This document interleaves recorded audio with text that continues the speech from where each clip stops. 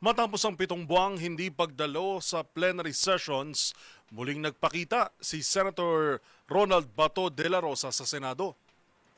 Sa kanyang pagbabalik naganap ang insidente sa pagitan ng senador at mga ahente ng National Bureau of Investigation o NBI sa loob mismo ng Senate building. Ang literal na habulan sa loob ng Senado tinutukan ni Rovic Manuel. Tila naging eksena sa action movie ang naging pagbabalik sa Senado ni Senator Bato de la Rosa kahapon matapos ang 7 buwang absent sa plenaryo. Makikita sa ibinahaging CCTV footage ng Senado ang pagtakbo ni de la Rosa mula sa mga miyembro ng National Bureau of Investigation. Sa video makikitang nadapa pa sa hagdan si de la Rosa ngunit bigo siyang mahuli ng mga ahente ng NBI. Sa pagpasok pa lang kasi sa gusali ng Senado, hinarang na agad si De La Rosa ng mga ahente ng ahensya at sinubukang pigilan. Nasugatan din ang senador matapos umano siyang balyahin ng isa sa mga ito. Nagpatuloy ang habulan at makikitang emosyonal na nakarating ang senador sa plenary session at agad na bumoto para kay Cayetano bilang bagong leader ng kapulungan. Binatikos din ng senador ang anyay hindi paggalang ng Bureau sa institusyon ng Senado.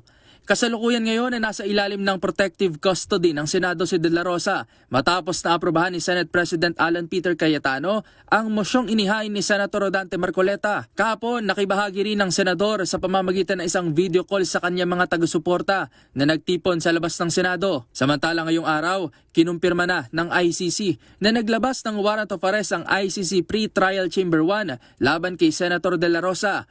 Batay sa 16 na pahinang dokumento ng ICC, nakasaad na classified as secret ang arrest warrant na inilabas pa noong November 6, 2025.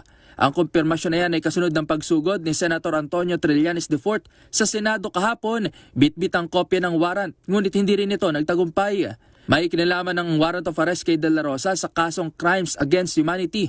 Kaugnay pa rin ang pagkakasangkot sa kontrobersyal na war on drugs noong Duterte administration. Dahil dito, halos kalahating taong hindi nagpakita ang senador sa sesyon ng Senado.